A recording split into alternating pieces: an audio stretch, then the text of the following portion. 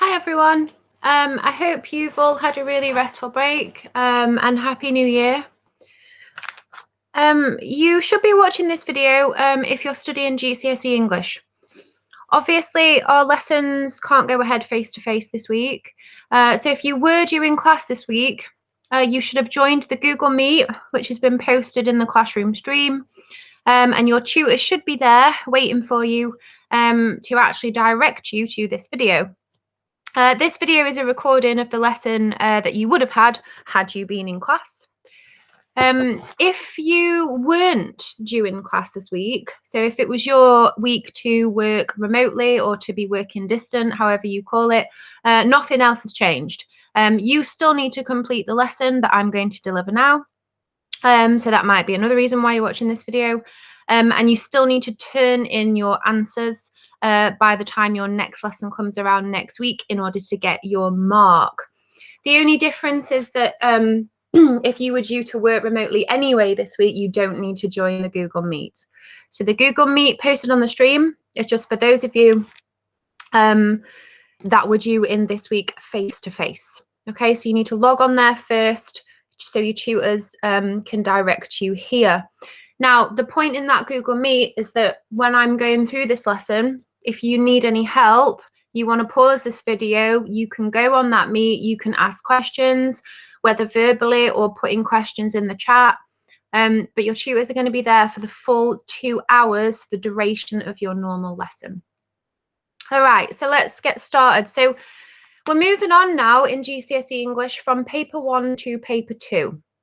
And paper 2 is very different from paper 1 because, well, there's lots of things that are different, but the main one is that we are looking at non-fiction texts now. So if you remember from paper 1, fiction, so short stories, extracts from novels, they're all things that are made up, aren't they? Non-fiction is the opposite. So non-fiction is stuff that's real. So there's going to be a lot more articles, letters, speeches, maybe blogs, maybe travel writing, autobiographies or biographies, could be diaries. The point is the genre is real. Okay. Now, paper 2 also is a little bit harder than paper 1 in the sense that you don't get just one text, you actually get two. So you might be given an article and a speech, for example, in paper 2, or maybe you're given an article and a letter. They still have section A, which is reading, and section B is still writing. But as you can see in the third bullet point, section B, there's also 2 writing tasks to complete. Whereas in paper 1, you just have to do the one, you have to write the short story. In section B for paper 2, you are going to be asked to write maybe a speech and an article, or an article and a letter. We can't tell you exactly what's going to be on the exam because obviously the texts are unseen. Okay, because it's a little bit harder though, you do get a little bit longer. It is 2 hours long, the paper 2 exam. All right. Now today we're only going to be dealing with one text because we're only looking at question 1 and 2 in paper 2. And the good news is the skills that you need in order to answer these questions, we've already visited and we've already practiced for paper 1. So as you can see, identifying explicit and implicit information. We all know how to do that. The only difference here is that it's from a non-fiction text. Explaining how a writer expresses their viewpoint by inferring meaning from words and phrases. You all know how to do that as well. In paper 1, what impression do you get of? Yeah, the difference here is that it's going to be a non-fiction text. And as always, we're going to be trying to organise our ideas into clear and coherent sentences, practicing for that exam. Now, the extract that we're going to be looking at today is taken from the autobiography of a man called Zlatan Ibrahimovic. I don't know if any of you have heard of him. If you are into football, you probably will have done. He's a very famous striker. Plays for, I want to say it's AC Milan, but I could be wrong. If I am, I'm sure some football buffs can correct me in the comment section. So this extract was written at a time when Zlatan played for FC Barcelona. and it's his experience of that. Okay, so if you don't know who he is, he's a really famous Swedish footballer. Now, in order to access this extract, you need to make sure that you go onto Google Classroom. Any of you don't know how to do this, I will quickly show you now. So you should be on the GCSE Google Classroom. If you go to classwork, you need to scroll down and find week 15, because that's the week that we're on now. And it's called I Am Zlatan. If you click on that, there will be some documents attached. One of them, I Am Zlatan, that's the text. The other one, week 15 answers, that's the document you'll need to open to complete the activities. So that's where we want you to write your answers and then turn them in at the end of this video. So I Am Zlatan, so if you click on that, it should open the text that we are going to read for you. If you have the resources to do so, you might want to print this out. If not, obviously keep it open because you are going to need it in order to answer the questions that we're going to go through. So we're going to read it together.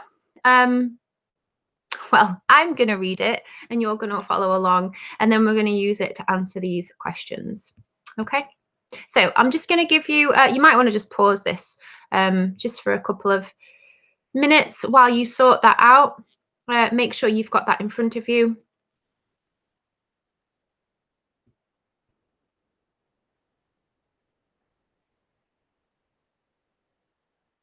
Okay, so if we can all see the text. Pep Guardiola, the coach at Barcelona, with his grey suits and troubled face, came up to me looking concerned. I thought he was all right at that time, an okay guy. It was the fall of 2009, and I was living my childhood dream. I was playing in the best team in the world, and I was walking on clouds. Hey you, Guardiola said. Here in Barca, we keep our feet down on the ground. Here we don't drive any Ferraris or Porsches to train in. I nodded, but I thought, what the hell? I sensed something else behind his words. I play best in the middle, but Guardiola didn't care. He changed tactics pretty early on. From 4-3-3, he switched to 4-5-1, with me on top and Messi right behind, leaving me in the shadow. So I went to talk to him. I approached him on the pitch during training, and I was careful about one thing. I didn't want a fight. I told him I didn't think he was using my full capacity, but he just shook his head. I think you can play like this. I told him I thought he was sacrificing me for other players, and it wasn't working. It was like he'd bought a Ferrari, but was driving it like it was a Fiat. He told me fair enough, and he would work it out. But then the ice cold came. Against Arsenal at the Emirates Stadium in the Champions League, we outplayed them completely. The first 20 minutes were amazing, and I scored 2 goals. Beautiful goals. Then I was substituted. He could barely look at me. Normally, a coach cares about their players, but Guardiola was ice cold. He didn't say a single word to me. Day to day, didn't even say hello to me. Not a word. He avoided looking at me. If I entered a room, he would leave. What's going on? I was thinking. Have I done something? Do I look strange? Am I speaking strange? My mind was spinning in circles. I couldn't sleep. I was thinking about it constantly. I asked myself every hour, what have I done? What's wrong? I never got any answers. The ice storm must have had to do with our talk about my position. There couldn't be any other explanation, but that would be twisted. Was he psyching me out because I'd had a chat about my position? It got worse. I felt like crap sitting in the dressing room, and Guardiola would stare at me like I was a problem, some freak. It was insane. He was a wall, a stone wall. I didn't get a single sign of life from him. I felt like I was no longer part of the team. And when we played Villarreal, he let me play 5 minutes. 5 minutes. I was boiling inside. My coach had frozen me out week after week without explaining why. It was sick. The silence and the terror just continued, and I thought, I'm 28 years old. I've scored 22 goals and 15 assists here in Barca, and still I'm treated like I don't exist, like air. Should I accept this? Should I continue adapting? When I understood I'd be on the bench against Almira, I remembered those words. Here in Barca, we don't drive Ferraris or Porsches to practice.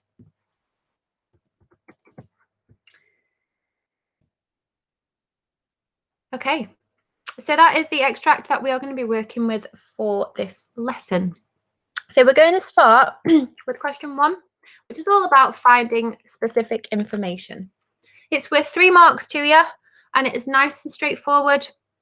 Hopefully, easy chance to get some marks straight off the bat in the exam. So you're going to be asked to find specific details using the first text. Now remember, there are 2 texts in paper 2, so you've got to be careful. Document 1 is going to be used for questions 1 and 2. Document 2 will be used for questions 3 and 4.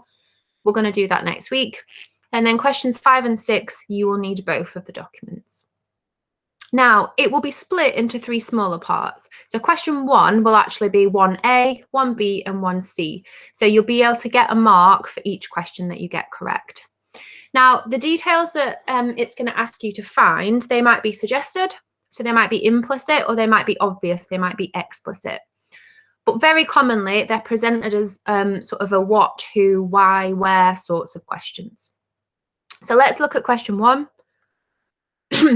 So question 1, read Zlatan Ibrahimovic's autobiography, we've done that, and answer the following questions. So question 1A, what team does Zlatan play for?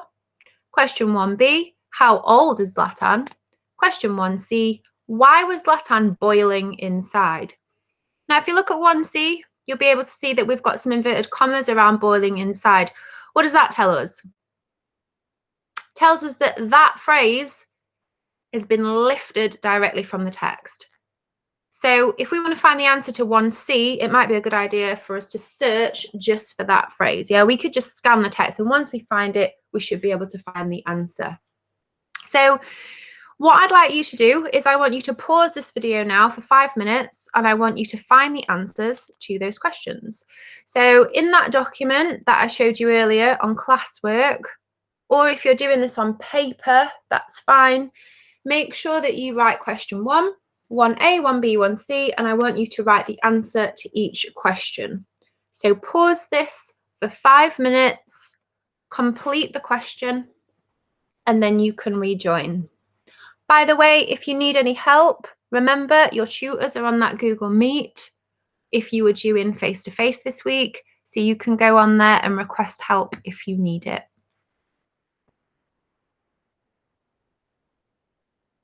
Okay, let's go through the answers together then. For question 1A asked us what team Zlatan plays for. So the answer was Barcelona. If you put FC Barcelona, that's fine as well, as long as Barcelona was in there. Even Barca would be fine. Question 1B, how old is Zlatan? Zlatan tells us he's 28 years old. I think it's in one of the paragraphs towards the end of the text. And question 1C, why was Zlatan boiling inside? Well, when he played Villarreal, he says that he was only allowed to play for 5 minutes. So obviously you don't have to have the exact wording that I've got there, but as long as you've got he was only allowed to play for 5 minutes against Villarreal, yeah, that would be fine. So as you can see, you get a point for each one that you get correct. So add up your scores. Well done if you got those right. That's question 1. Nice and straightforward. Specific information broken down into 3 different questions, 1A, 1B, 1C, suggested or obvious information, and very commonly they're presented as what, where, who, how, or which kinds of questions. Okay, and remember, it's using the first document or document 1. Okay, brilliant. If you have any questions about that, head over to Google Meet, ask your tutors. Let's have a look at question 2. Now, question 2, as you can see, jumps straight away to 10 marks. So we've gone from a 3-mark question to a 10-mark question. So it gets quite serious in paper 2 quite quickly.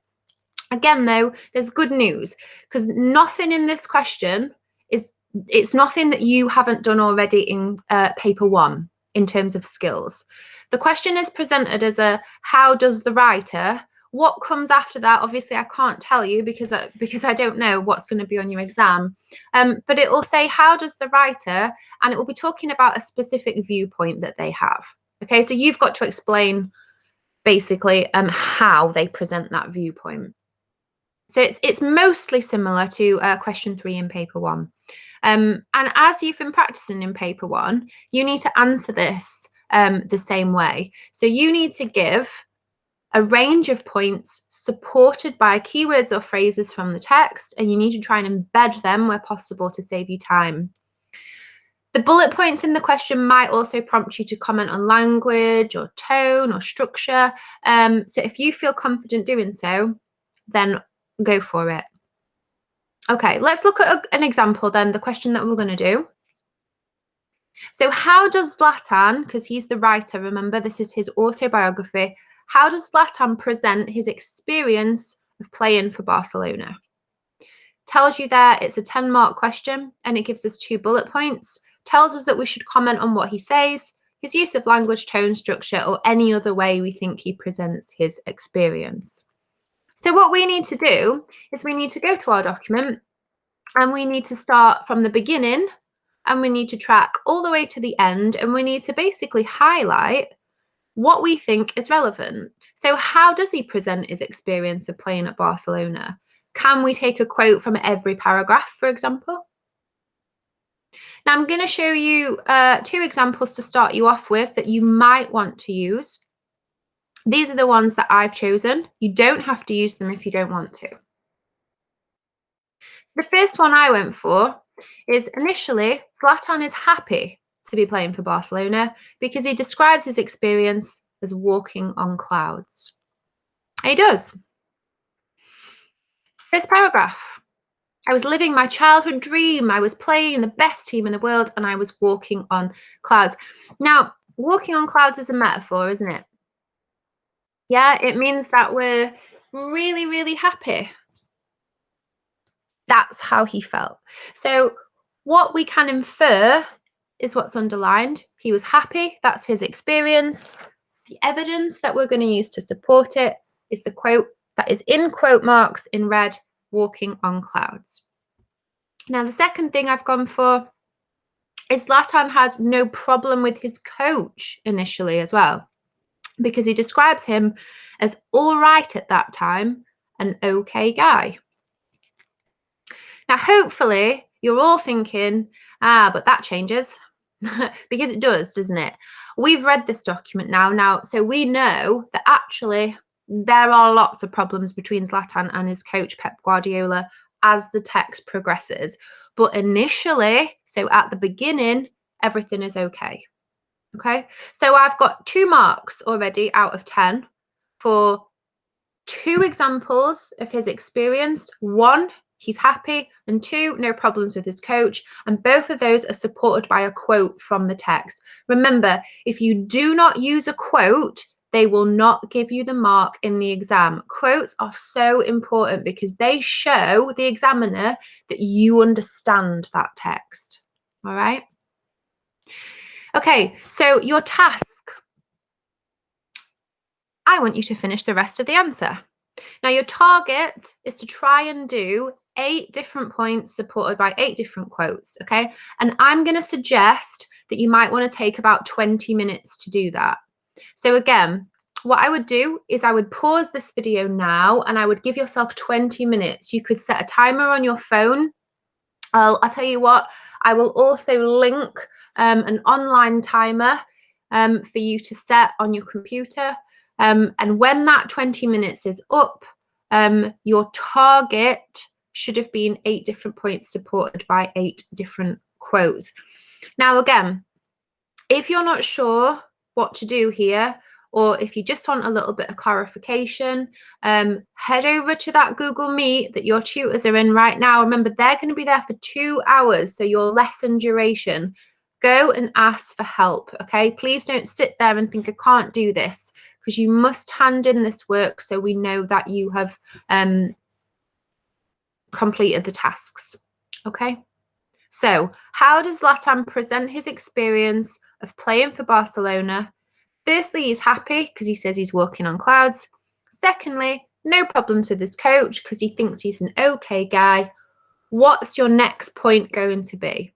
Okay, have a look at your text. Go to the next paragraph.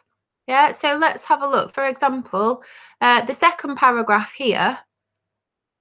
Hey you, Guardiola said, here in Barca we keep our feet down on the ground. Here we don't drive any Porsches or Ferraris to training.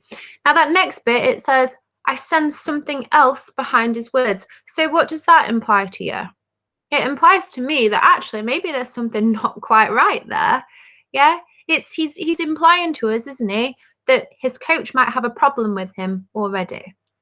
So your next point could be something like, however, yeah, this changes as his coach then seems to have a problem with him, and you choose the quote that you want. Okay, so pause the video now, give yourself 20 minutes, and we'll go through some exemplar answers. Okay, I hope you all got on okay with that, and you've asked any questions that you needed to ask. So I'm just going to go through some exemplar responses that you could have made. These do not have to be word for word. These are just the sorts of things that I would have picked out if I was doing this question. So let's just quickly remind ourselves of these two. So we said Zlatan was happy playing for Barcelona because he was walking on clouds. And secondly, he had no problems with his coach initially because he thought he was an okay guy. However, his experience changes when he feels something isn't quite right with his coach. My quote to support that, I sense something else behind his words. Next, Zlatan feels that his coach isn't using him to his full potential. How do I know that? Well, he says, it was like he bought a Ferrari, but was driving it like it was a Fiat. Now, obviously, a Ferrari is a very fast car. It's a sports car. It's a supercar. Thing of beauty. A Fiat generally is quite pedestrian, quite ordinary. Yeah. So Zlatan is not happy, is he? He thinks he's got a lot more power, obviously, than he's been allowed to show or to demonstrate.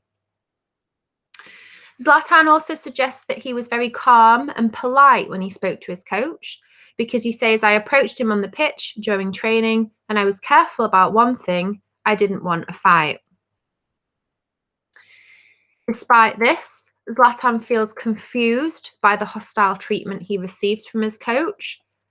My quote to support, have I done something? Do I look strange? Am I speaking strange? My mind was spinning in circles. Now, actually, if I was a student, I would give myself some advice and I would say, Michelle, you don't need that entire quote because that's a very long quote. I could just keep my mind was spinning in circles for evidence as he felt confused. I probably don't need all those rhetorical questions. Okay, what else have we got? Zlatan feels singled out by his coach and made to feel bad about himself because he says he felt like crap sitting in the dressing room. He was stared at like he was a freak. He also no longer feels welcome because he says, I felt like I was no longer part of the team.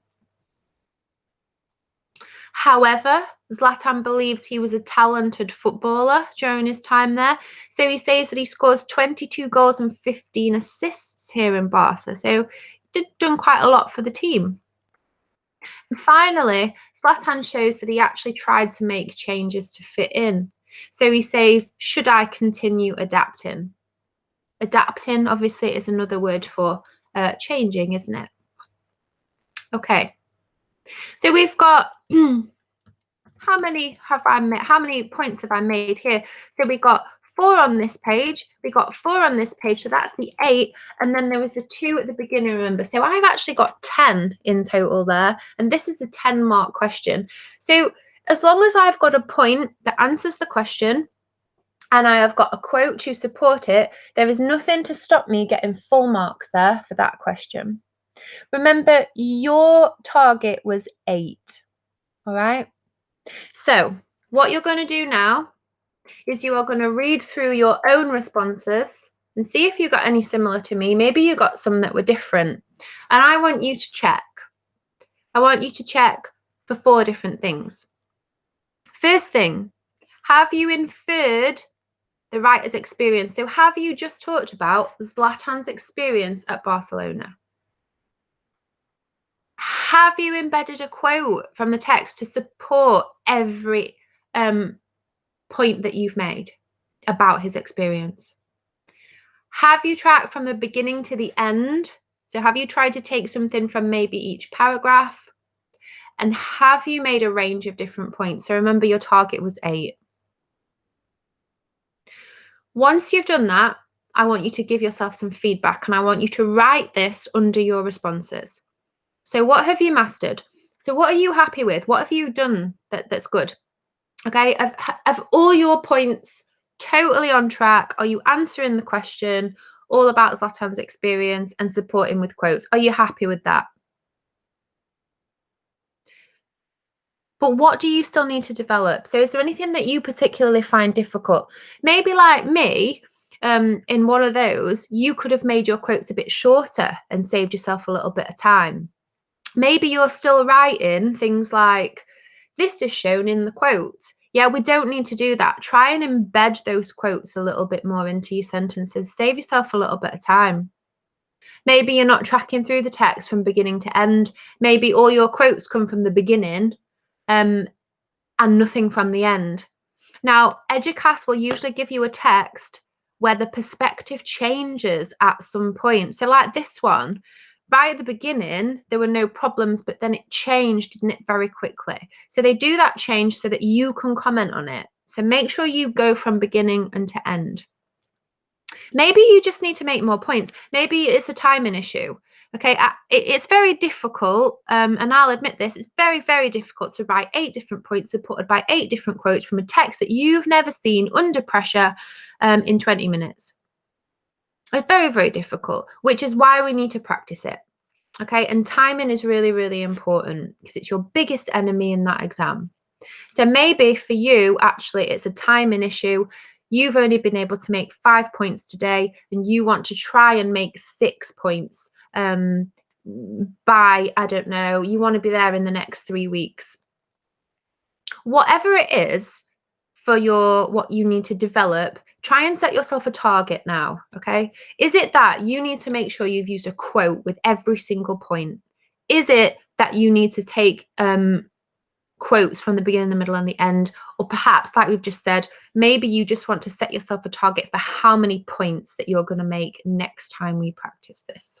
Okay, so again, if you want to pause this video now, just a couple of minutes, maybe 5 minutes, have a think about it, go through your answers and write down, okay, what went well and even better if, okay, or what have you mastered, what do you still need to develop? All right, so that's question 2. How does the writer? So remember, they will ask you about how the writer presents a specific point of view using text 1. It's very similar to paper 1, question 3. And you have to try and make points that relate to that question, supported by quotes. You can talk about language if you want, tone or structure, or any other way that point's being presented, as long as it answers the question and you are using a quote to support. It's a 10-mark question, so ideally we want to be making a target of 8 different points supported by 8 different quotes.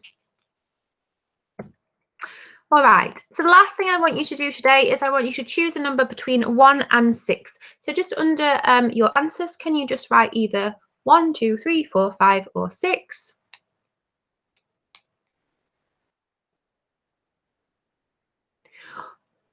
Once you've done that, you are going to complete the task next to whichever number that you chose. So if you chose number 1, I want you to write down, so I want you to describe how to answer question 1 in paper 2. If you chose number 2, I want you to list 2 things that are different about paper 2 that you don't have to do on paper 1. If you chose the number 3, I want you to list 3 things you had to check your work for in question 2, so that last question we just did. If you wrote down the number 4, I want you to explain how to answer question 2 to someone else. Obviously, you can't do that right now because this is a video, but you could write down perhaps some instructions on how somebody could do that. If you chose question number 5, I want you to summarize what it means to infer. And if you chose number 6, I want you to explain one thing you still don't understand about either question 1 or question 2.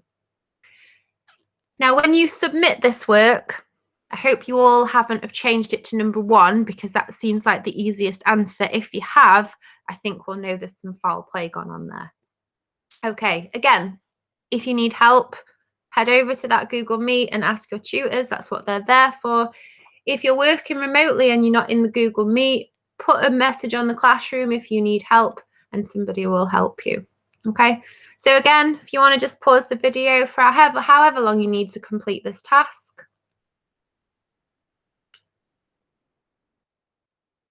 Okay, well done everyone. So today we were looking at question 1 and question 2 in paper 2. Paper 2 is all about non-fiction texts, remember? Now we've identified explicit and implicit information in our text today. Zlatan Ibrahimovic's autobiography, and that was where we had question 1A, 1B and 1C. And we've also explained how the writer expresses their viewpoint by inferring meaning from words and phrases, and that was question 2, okay? So we explained what Zlatan's experience was at Barcelona, and we supported from words and phrases from the text. And finally, hopefully, we've organised our ideas into clear and coherent sentences because that's best practice in our exam. Okay, well done. Thank you very much. So that's the end of our session today. Next week, we will be looking at question 3 and question 4. So this will be document 2, if this was your exam. And again, it will be another non-fiction text. Any responses that you've done during this video, you need to make sure that you turn them in on Google Classroom under week 15's assignment, okay? If you don't turn in the work, we're going to have some issues with your attendance, okay? So it's really important that you do that. And if you don't know how to do that, please make sure that you ask somebody, okay? All right, thank you very much. I will see you next time.